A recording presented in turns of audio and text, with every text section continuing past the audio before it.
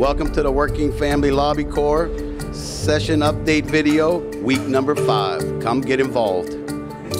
This is Communication Director David Fernandez bringing you the highlights of weeks 4 and 5 of the 2013 legislative session.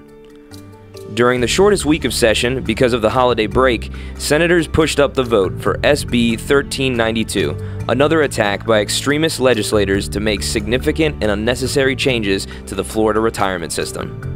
The bill passed out of the Senate Appropriations Committee on a vote of 14-5. Week 5 started off in debate on one of the fastest growing epidemics in the country, wage theft.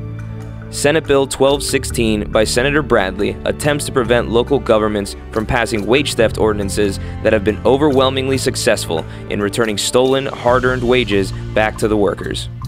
The Alachua County Commission believes that there is only one problem when it comes to wage theft, and that is citizens being victimized who can least afford to be victimized. We have to keep in mind that in addition to home rule issues and letting low-wage earners have an easier process and a quicker process to file claims, we also don't want to encourage unfair competition against honest employers.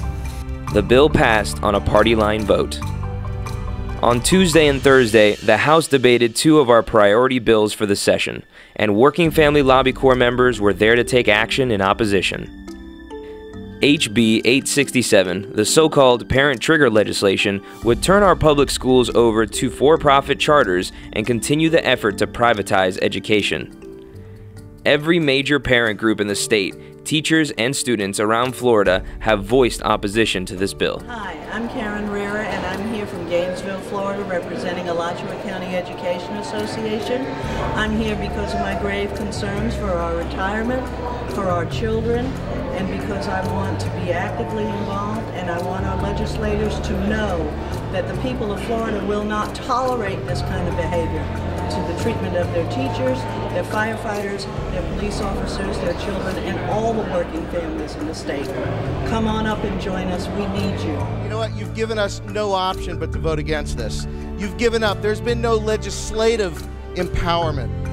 This chamber has failed the children of Florida, the families of Florida, and let me tell you, a generation of Florida because of your typically bad public education policies. Don't look back here, look up there. The bill passed with all Democrats and 7 brave Republicans standing up to House leadership to support our public schools. HB 655, sponsored by Representative Precourt, was also debated this week. This legislation would preempt local governments from passing living wage, paid sick leave, and other vital working family ordinances. Alex-sponsored anti-worker bill was staunchly defended by extremist Republican House members as something workers wanted for their communities. It will tell the voters of Dade, Broward, and Palm Beach County, it doesn't matter what you vote on in your community. We will take away your living wage because we believe we know better. All I'm hearing, really, is this is deliver the kill shot to paid sick leave. You aren't fooling anyone. This is just another state-run scheme to stiff our workers and silence our citizens. If you want consistency, then look to the local government. Look to Broward County. Look to Miami-Dade County.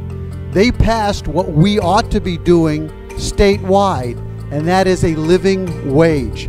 We ought to say to people that if you put in an honest day's work, that you ought to be paid an honest day's living. The Tallahassee power grab tightened its grip as HB 655 passed the Florida House with only Democrat Katie Edwards breaking the party ranks and voting in favor of the bill. Workers were hit hard this week by 2 corporate-backed pieces of legislation passing the House, but the fight isn't over. The battle continues in the Senate during the second half of the legislative session, and the Working Family Lobby Corps will continue to stand on the Capitol front lines for workers in the state.